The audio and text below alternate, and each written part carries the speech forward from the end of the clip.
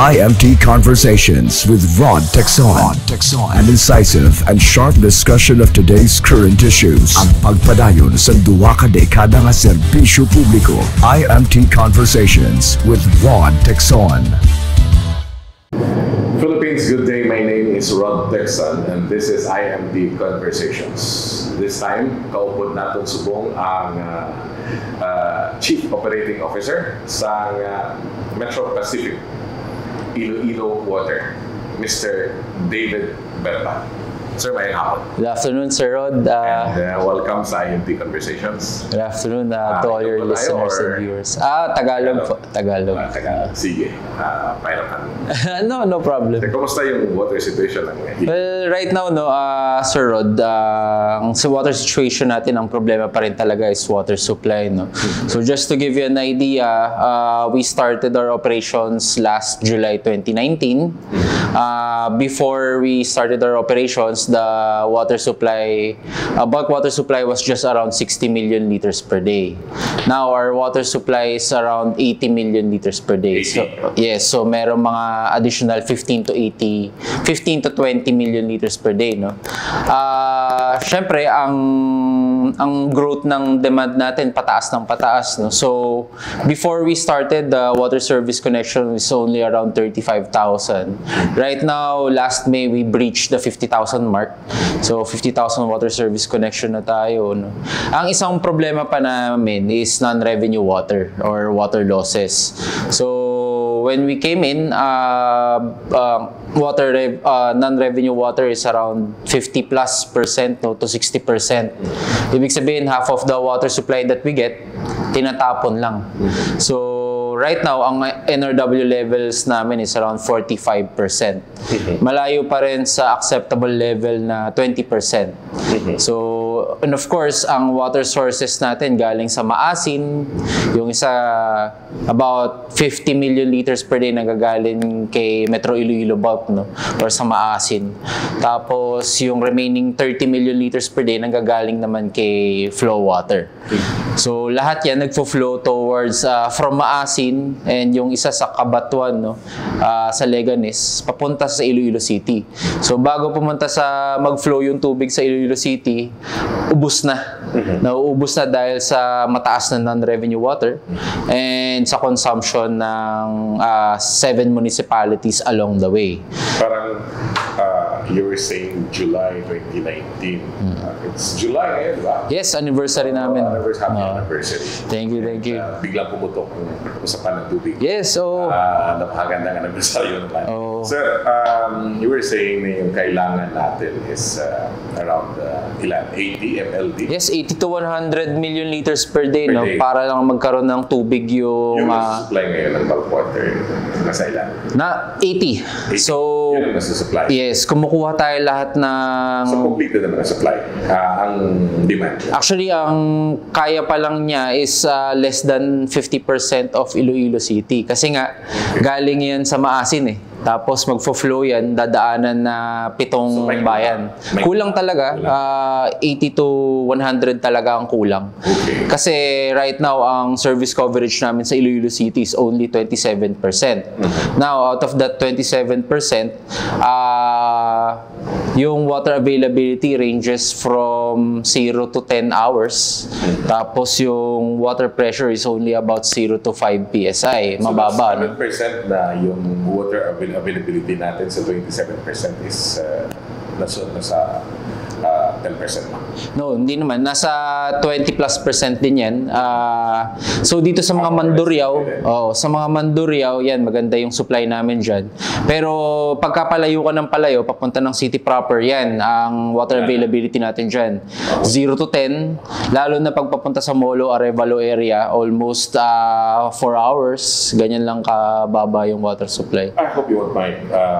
Sa haba na rin ang panahon since the joint venture with the MIWD. Hanggang dun pa rin tayo sa 27% na nasuservisyoan, bibigyan ng tubig. And then another thing is hanggang 50% pa lang ng 80 to 100 ml need yung bibigay ni bulk water. Saan yung problema?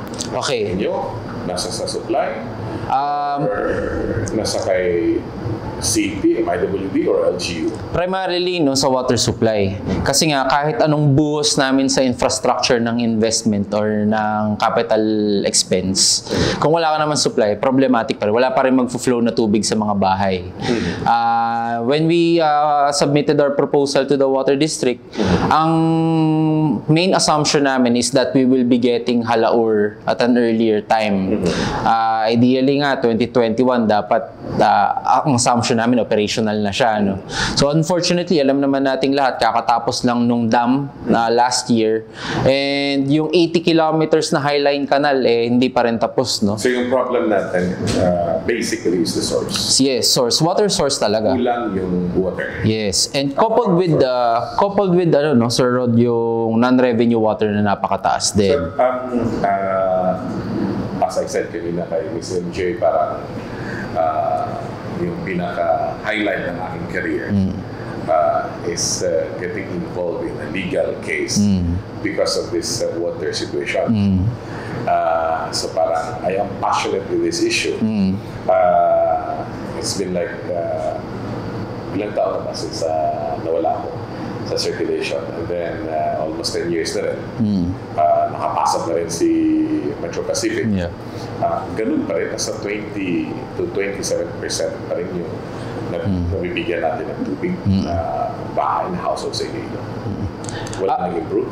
Meron, no. Sabi nga natin yung water service connections grew by 15,000, no. So kaya din hindi ramdam ng Iloilo City residents kasi nag-i-increase tayo ng water service connection sa ibang ibang areas, not only in Iloilo City. So that also contributed to the water supply.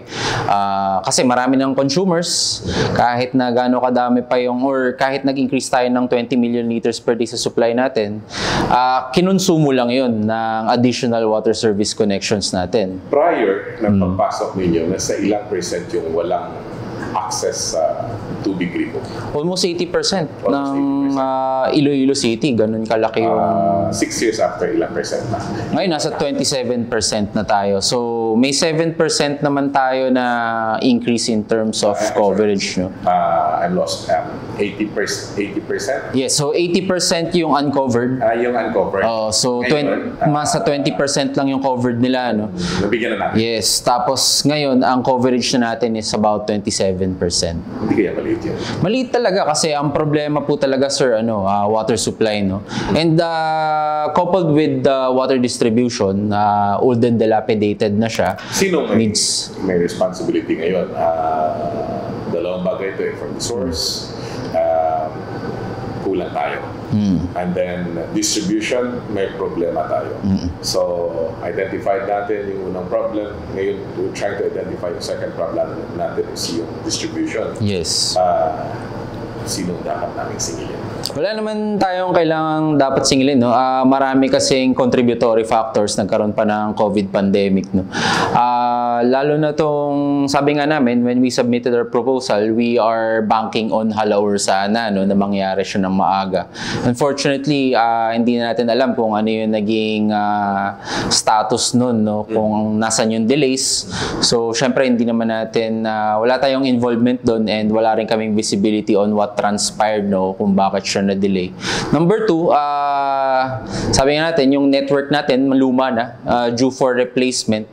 So sa amin, ginagawa na natin yan ngayon, no, after 6 years. Nagsimula na kaming i-replace tong sa HS Haron, tinatawag namin. In fact, that's one of our biggest projects, and in the next 2 years, we are targeting to replace about 200 kilometers of pipelines, no? So pagpasok ninyo, sir, if you won't mind, mga ilang taon yung binigay ninyo sa city na at least makaka-access na sila ng magandang supply ng tubig?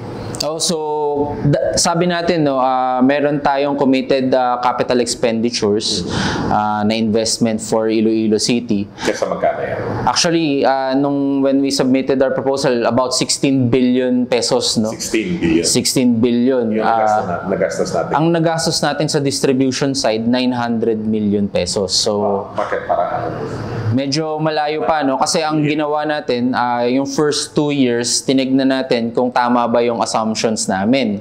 Meaning, yung sinubmit sa amin na network, tama ba yung sukat? Just to give you an example, sir, no?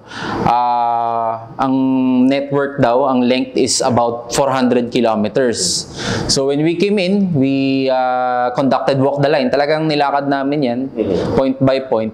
And it came out na nasa 800 kilometers yung pipeline na kailangan nating i-maintain and operate, no? So ito yung mga factors na unforeseen, kumbaga. Tapos pagpasok natin, yun pala, kailangan palitan yung almost 200 kilometers or more. Hindi ba anticipated yan? The thing is, this is a joint venture. Hindi naman pwedeng walang disclosure on the part of the other party, and that's the MIWD. Hindi ba sinabi ni MIWD na more or less 200 kilometers yung sira talaga? So, ganito, no? Hindi naman natin, kaya nga sila pumasok sa joint venture. Kasi number one, they don't have the financial capability. Kasi nga, 16 billion yung kailangan na investment, no? Just for the infra. Sa distribution lang yun. Pangalawa, sabi natin, medyo may, may technical difficulty din sa part ng water district back then. Yan yung mga rationale kung bakit sila pumasok sa joint venture. Because we have the technical know-how. We have the financial capacity. And of course, ang pag-uusapan natin dito yung legal framework, no? Napakaganda ng legal framework na pinasok ng water district dito sa joint venture na to. So yes, declared siya na bigyan naman kami ng mga as-built. Unfortunately, yung iba kasi 1970s pa, submerged, hindi yan makikita basta-basta. So hindi ninyo na-consider yan? Yes, mga unforeseen yan. Kasi syempre, we relied on the information that was given to us. We counter-check, nandiyan naman yung mga pipelines. Unfortunately, pag hinukay mo kasi ang daming, nakalubog yan eh. Hindi mo kita yung mga pipelines. Yung pala, merong multiple pipelines sa ilalim. So sa 400 kilometers, ilang percent na yung nagawa natin sa ngayon? 6 years after. So ngayon, ang na-repair pa lang natin 27 kilometers, no? Out of the 400 Yes. Kasi ang gagawin natin, kasi... Baka maubos yung mga taon. Sorry? Baka maubos yung mga taon. Hindi. Ganito naman, sir. In the next 2 years, 200 kilometers kagad yung papalitan natin. Why 2 years? Kasi yung investment natin outside of the 16 billion initially projected, no? Sabi nga natin, delayed na yung Halaur eh. So we decided kahit mahal, mag-i-invest kami ng 5.5 billion pesos for the desalination plant. Ito wala ito sa original assumption, but wala tayong tubig talaga eh. Source nga yung problema eh. Talking here of the 400 kilometers na problem, Yes. hindi yung source. Yes, yan? Kaya I'll get to that point. So hand in hand yan kung bakit 200 kilometers, no? So pagpasok ng desalination, yung city proper, yan yung main market eh, tsaka yung Iloilo City. Siya yung bibigyan ng medyo mahal na tubig. Desalination yan eh. Very costly. 5.5 billion yung capex. Dapat ayos na yung majority ng Iloilo City pipelines. So yun yung number 1 goal. And of course, lahat yan reliant on the tariff. Please note, sir, that we haven't increased our tariff since we started. Lahat yan, sir, mapopondohan lang naman yan kung meron kang sabihin na natin modest and sufficient tariff to fund your operations, but not only your operations but only your capex, no?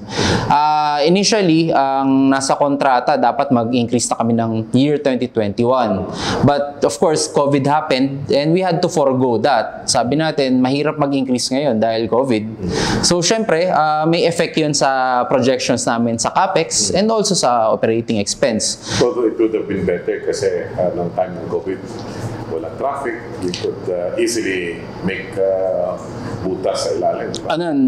Not necessarily, kasi ang mga materials natin are galing abroad, no? China, hindi makakapasok yung mga materials natin. But you're saying na you're doing this 5.5 billion desalination. Yes. Is it a plan? Yes. Desalination plan to address the water problem.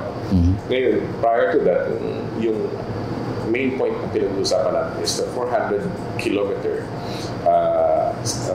pipeline sa ilalim. 200 kilometers, sira talaga.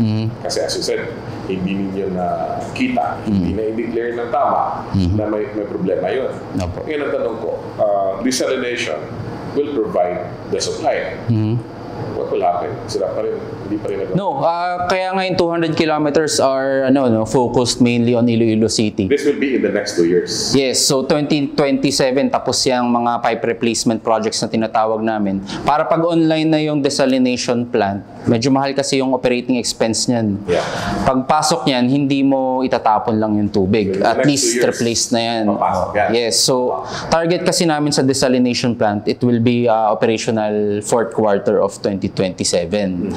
So, by that time, ready na yung network namin para tanggapin yung tubig na yan. Kasi, ang desalination plant natin will supply 65 million liters per day. So, hindi pa rin to enough, sir, no? It will only satisfy the medium-term needs of Iloilo City alone. Kasi yung manggagaling dun sa Metro Iloilo Bulk na 50 million liters per day, tsaka yung kay Flow Water, i-isolate na natin siya. Hindi na natin siya papadaluyin sa city, no? But yung desalination will focus on Iloilo City proper. You mentioned Flow Water. Is it true na mayroon silang proposal to add another like 20 MLB? Ang sa inupuan daw ni JB.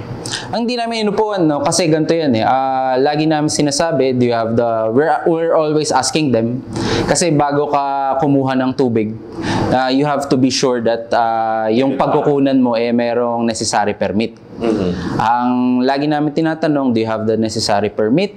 Kasi ang pagkakaalam namin, wala pa rin yun. Yan ang paulit-ulit namin sinasabi. And of course, kaya problema ni Flow yun, hindi na problema ni joint venture? Hindi rin eh. Sa amin, no, at risk kami pagka sinabi ng government, i-cease and desist nyo yan. Bigla na tayo walang tubig na sabihin natin 20 million liters per day. No? Hindi kami pwedeng mag-rely sa sa verbal kumbaga assurance ng isang provider. No? We need documents to say na hindi kayo papatigilin ng government. Kasi nangyayari na yan time and time again. No? May mag-commit only to be issued a cease and desist order. No? Not here in Iloilo, but elsewhere. So, kailangan talaga natin ng permit coming from the National Water Resources Board. That would be the time na may entertain it. Yes. So, at the moment, hindi pa rin sila. Wala pa rin yun. In fact, meron kaming, marami na kaming discussions with Florete, the Flow Water Group. Sabi namin, just build the facility. Go ahead. Pag ready na kayo, i-ready namin yung distribution network namin. Yeah, that's an interesting point kasi dun papasok yung aking tanong. If na-comply at ma-comply ni Florete yung mga requirements na yun, yung permits na yun, ang tanong, do you have the facility to absorb the water? Kasi sira yung almost 200 to 250% na 200 kilometers ng pipeline sa ilalim. We will be ready kasi meron din kaming ginagawang tawag namin HS Haro project. Ongoing siya. Matatapos siya ng December this year. No? 1,000 mm yun. It can carry a substantial volume. Ang 1,000 mm kaya niyan kahit 50 million liters per day. No? Binibigay nila sa amin 30.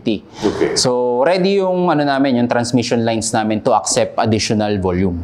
Matatapos yan ng December, ngayon nga yung kay Flow Water, wala pang kahit ano. Meron silang sinasabing land, but of course the facility can only produce 30. O asan na yung additional 20? So actually hinihintay lang namin sila and of course yung discussion sa pricing. I see. Ang pricing kasi, sasabihin natin, no, just to give you an idea, sir, ang first 10 cubic meters natin, 20 pesos lang. Hindi naman pwedeng, katulad ng sinasabi namin sa ibang bulk water provider, no, hindi naman pwedeng magbebenta ka sa amin ng more than 20 pesos or and beyond. No? Kaya yan i-absorb ng commercial, but yung residente natin, 20 pesos lang yung binabayad sa amin. Bibili kami ng tubig, more than 20 pesos. I don't think any operator will be willing to operate at a loss. Hindi kayo yung price na yan when this all started No sir, actually sir, yung Haba na lang, ang haba na lang panahon, siguro naman, aakyat na yan. From what I've heard, 42 na yata ang ino-offer ni Florete. yun, merong siyang figure na binibigay. Actually sir, ang bulk water rate ngayon, no, nasa 26 pesos. 26 VAT exclusive.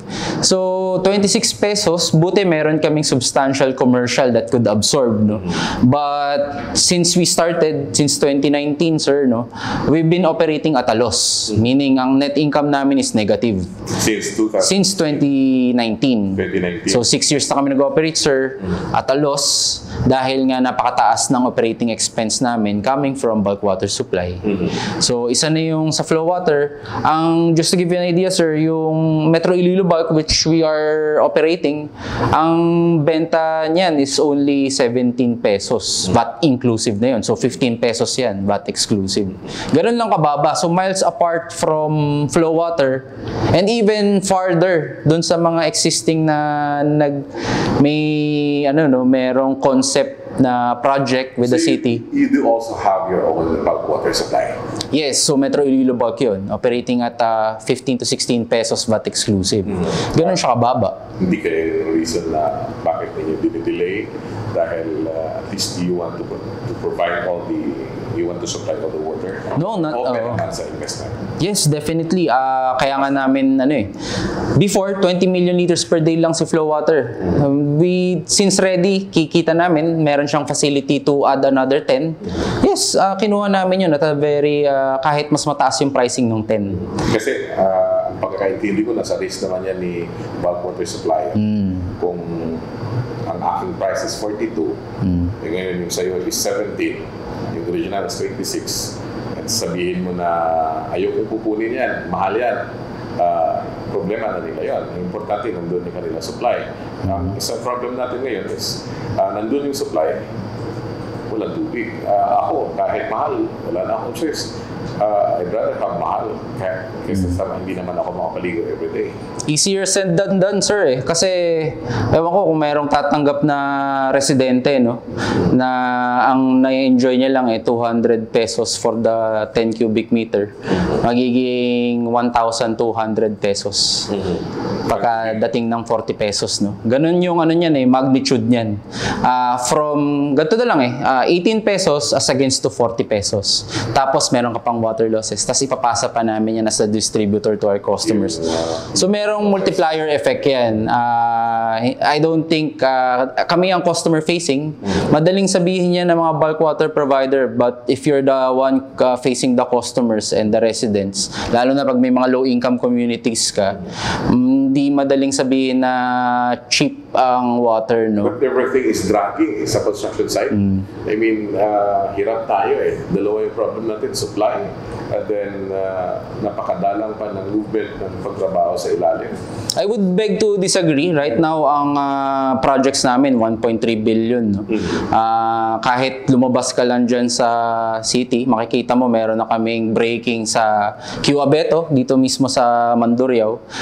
HS Haro, 15 kilometers yan. In fact, we inaugurated that with the city government. City Proper Phase 2, makikita nyo rin dyan. Pagpunta nyo, malapit dyan sa, sa City Proper mismo, makikita nyo may cutting and breaking na rin. Those are significant investments, no? 1.3 billion yan just for this year. And in the next few years, 5 billion yung, just for the network, excluding the desalination plant. I don't know kung merong ganong kalaking investor, no, just for water distribution and willing to operate at a loss ng 6 years na. Yeah. So, I think that shows our commitment to the people of Iloilo City na kahit negative net income na kami for 6 years, we are still pouring in significant investments just to provide you with ample water supply. In fact, sabi ko nga sa inyo, sir, no, yung desalination plant, that's not part of our original plan. We decided dahil medyo delayed na nga talaga yung Halaur, let's put up this plant kahit mahal siya, kahit na ang laki ng impact nito sa profit and loss ng distribution company. We did because we want to show our commitment. Okay. As you were saying, ginagawa naman ninyo lahat. Yes. During the water summit, parang irritated yata si Mayor Danyas. Sabi niya, 6 years na wala pa rin nangyari.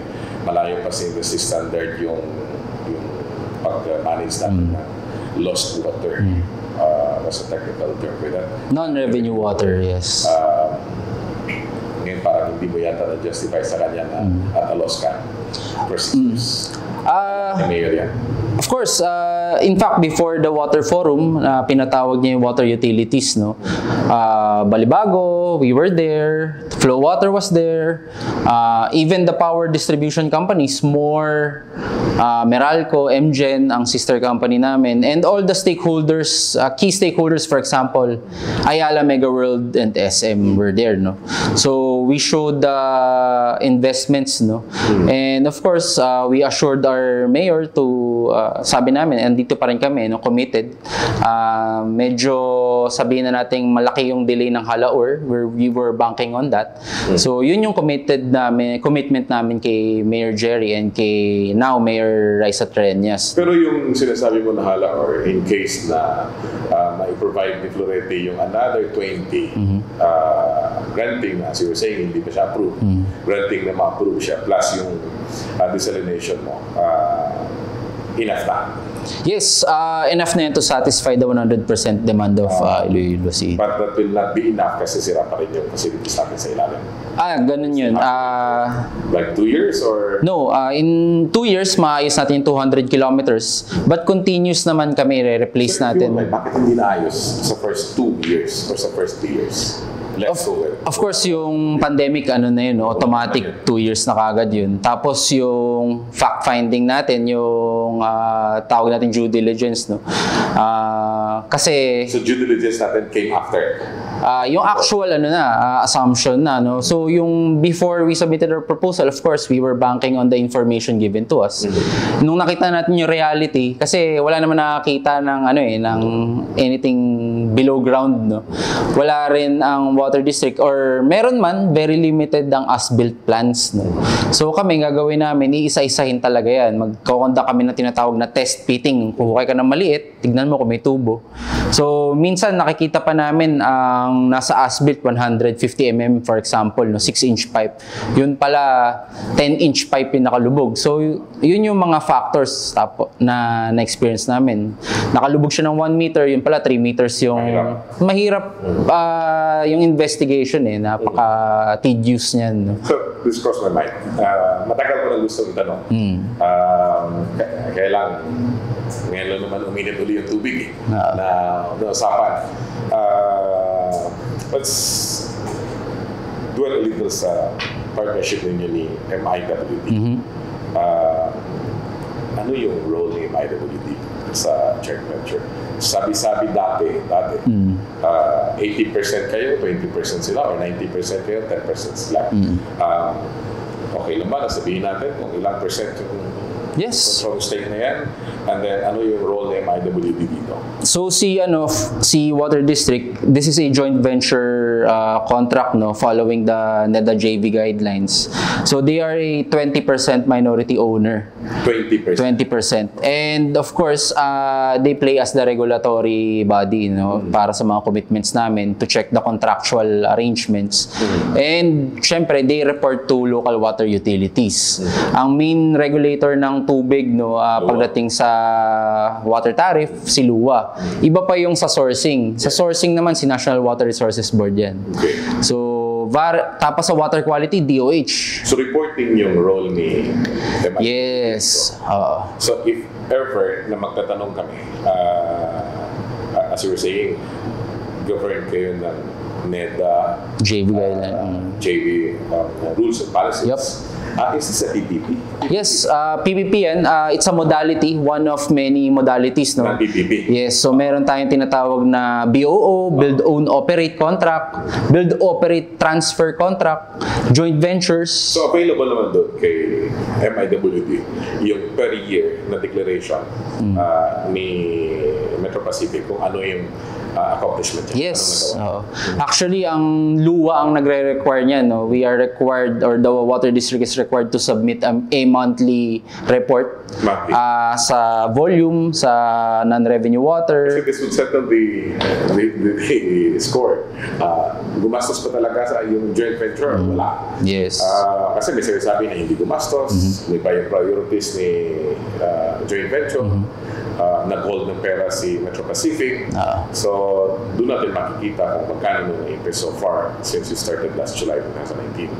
Actually, sir, open naman yun. I can counter-check no, yung 900 million investment since 2019. Just for the distribution, no, sa MIB, Metro Iloilo, iba pa yun. No? Ngayon, ang tanong ko, this will be my last question so far. Open ba kayo sa additional na mga investors na gusto pumasok? Definitely, sir. Sabi nga natin, kaya nga... Lumabas ang pangalan ni Aboitiz. Bukas naman kayo sa kanila. Si Aboitiz, no, they are proposing to secure Halaur through the city government.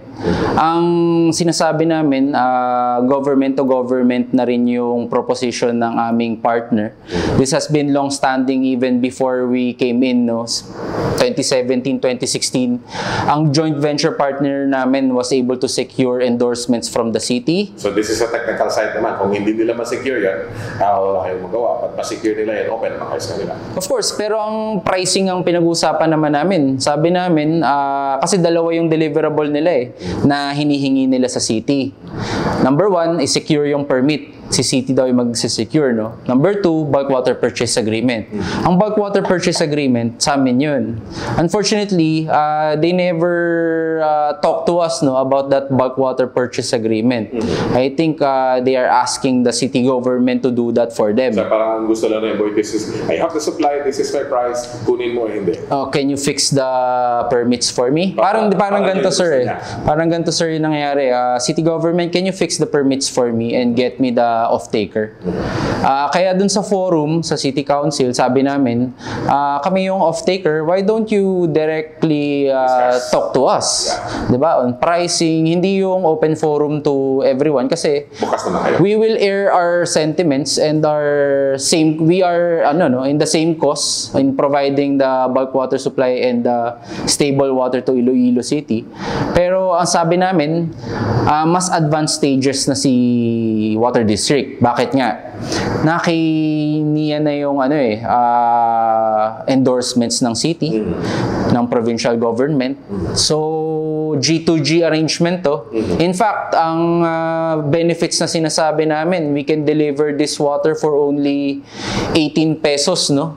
As against to your 41 pesos. 2024 pricing yung pinag-uusapan natin, ha? Sabi nila, at 2024 pricing, our price is 41 pesos VAT exclusive.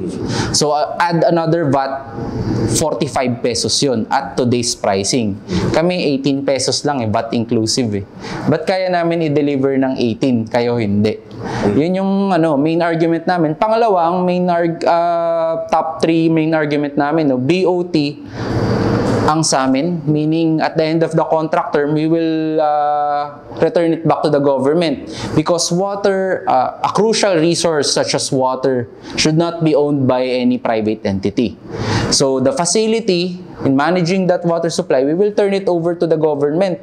Ang proposal ng private entity si Aboitiz is BOO, Build, Own, Operate, to manage a very crucial resource such as water. Diba? Kasi pag nakuha mo ng 86 MLD, kahit sabihin mo, hindi, lang naman yan yung tubig, state-owned pa rin yan Pero yung facility mo kasi na yung nagtitreat ng tubig So we believe that this should be returned to the government.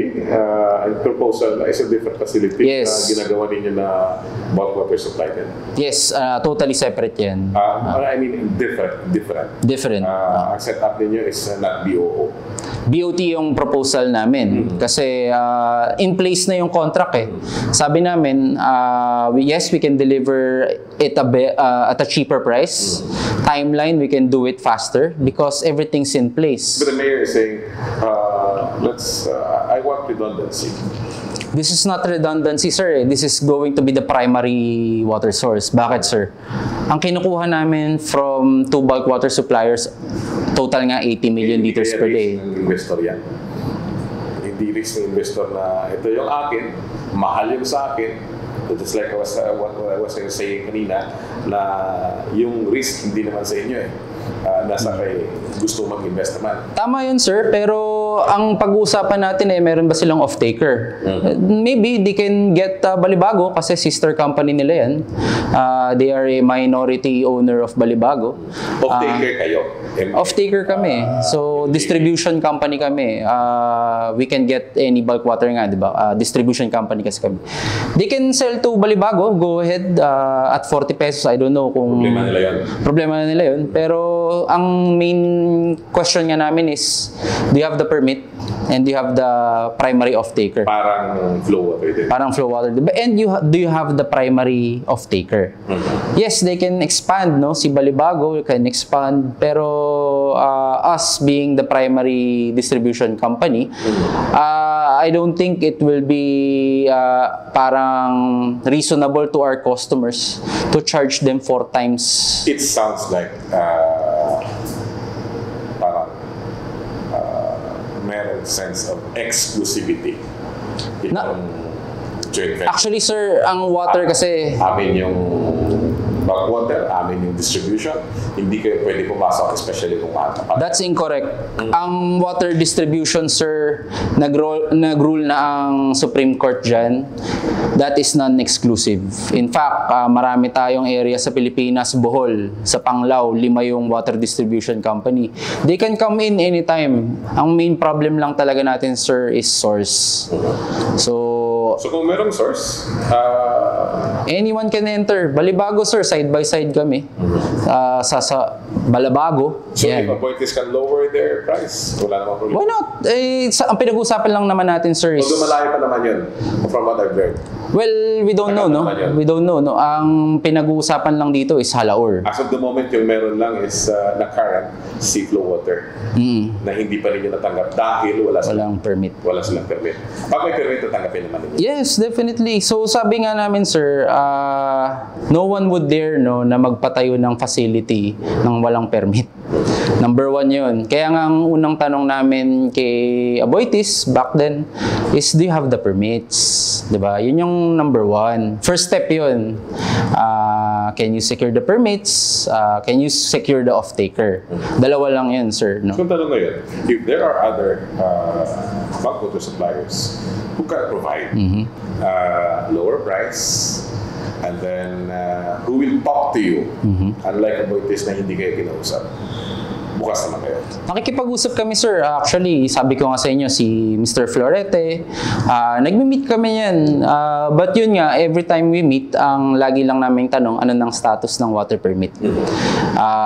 We talk to even Balibago, na-encounter namin yan, kasi nga, parallel kami, no? Nagtutulungan kami yan. Manila Water, we talk to Manila Water for dito sa, ano nila, sa area nila sa Avida. So, sila yung nagsusupply niya. Aquacentro, we talk, Mactan Rock, bulk water provider namin yun sa Metro Iloilo Bulk. Maganda yung relationship namin. Bumibili kami ng 2 million liters per day sa kanila. Maliit lang, pero at least, that's another bulk water provider, no? So ngayon, 26 years since the joint venture was started. As you were saying, nasa 27% lang ang merong supply ng tubig. And then more or less 10 to 20% lang ang may almost 100% na 24 hours na supply ng tubig. Yung atin siguro mga viewers, marami din yung taga City, taga Metro Iloilo. Ano yung commitment ni Metro Pacific? Okay. Maayos to. Kaya bang ayusin to in 2 years? Or aabot tayo again ng another 6 years, just like sa nangyari ngayon? Tumagal tayo. Ano, no, marami nagbabantay, no? Kasi nga, I've been in the Water Forum presenting our plans and other venues, no? So, meron kaming tinatawag na short, medium, and long-term plan. So, sa short-term plan namin, of course, fix the network. Sabi nga natin, 200 kilometers of pipelines will be replaced, no, sa Iloilo City. And yung water source, ang short-term plan natin is to deploy modular treatment plants. We will be spending 400 million pesos just to deploy 5 million liters per day of additional water. Ang direct ano yan, beneficiary would be yung sa Arevalo area, sa Prime Estate area. Will be, hindi pa nagawa. Operational na yan ng first quarter 2026. So, ongoing na yun, naka-order na kami. Order pala. En route na yun papunta sa Pilipinas kasi ano yan naka-trailer truck lang naman siya. Tapos yung network to deliver the water, ginagawa na rin ngayon yun.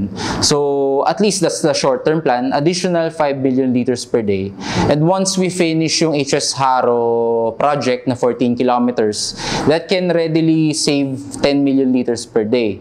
Matatapos yan ng December, sir. So, meron ka ng automatic na 15 million liters per day of supply. Ang direct translation yan, sir, ang 1 MLD is equivalent to 1,000 households. So, meron na kaming pwedeng patubigan ng ano lang, no, ng first quarter, and even December yung sa HSRO, ng 15,000 or 15 million liters per day additional volume. The first quarter of 2008. Yes. Ang medium term natin, malaki, no, yung desalination plant, online na yan ng fourth quarter of 2027, which will deliver 65 million liters per day. Enough to satisfy the demands of Iloilo City. So, may tubig na sa Iloilo City by then. Is sa magkano? Sir? Yung demand ngayon ng Iloilo City. Ang 100% coverage ka, kung ang 500,000 kasi ang population, no, nasa automatic 100 MLD yung demand. Ganun kalaki. Oh, ganun kalaki. Oh. So yung supply sa the moment is only 50%. Oh, tsaka domestic lang yan, domestic population, wala pa yung commercial doon. So napakataas talaga, 80 to 100 million liters per day of additional supply ang kailangan natin to serve the demands of Iloilo City. Mid-term. Yes, the long-term Halaur talaga. We're banking on Halaur. And we've been saying in the past, even our partner, the Water District, is saying na this should be awarded to the Water District kasi it will result to cheaper price, and ending nito, the government will still be the beneficiary of the facility after the contract term, not any private entity. No? So sabi nga natin, BOT to, babalik namin. Ayaw talaga kay Boitis. Hindi naman sa ayaw, no? Yung private siya. We're talking to private. Sabi ko nga, Manila Water. Hindi sa ayaw. We're both banking on Halaur. Their proposal is banking on Halaur. But we believe that we have the stronger argument. Mag-usap na lang kaya kayo sa presyo para matapos ito. No, we've been talking before. But sabi nga namin, ang proposal kasi namin is, sabihin na natin, no, customer friendly. I don't know, the marginalized community will agree to a 4 times tariff, no? Yan kasi yung net effect nun. Hindi yung sa mga medium and kumbaga upper class, no, na sabi nyo nga expensive ang no water at all. But to our common customers, they cannot afford a times 4. Kasi yung proposal ni Flo ngayon parang tumaas din. Yes, nasa 27 siya. Pero ano naman siya bulk water siya. Yung so yung niya is parang mataas din. Yes, but yun nga ang tanong nga doon, of course, dalawa yun, yung permit, yung facility mo, at saka pangatlo pala, yung pricing. Yan. Kung kukunin mo. Definitely, no? At risk pa rin siya. Kasi, at risk pa rin yung... At risk pa rin siya na hindi mo kukunin kasi 42 mahal siya. Hindi, step by step kasi yan secure muna yung permit, then we discuss actively. Ganun lang yun To any bulk water provider, number one question ng kahit sinong distribution company is asan na yung permit mo. Kasi ayaw mo naman mag-operate ng kumbaga illegal yan Diba? Hindi ka naman pwedeng ikaw yung customer facing, bigla ka na lang maputulan ng ganung kalaking volume. Kami yung susugurin ng customers. Ganun lang kasimple yun. So we also need to secure ourselves, no, from any kumbaga non-legal items. So yan, kailangan natin i-secure yung necessary permits muna. Alright. Problema sa tubig sa syudad sa Iloilo and several metro Iloilo towns. Malawig na gid nga problema.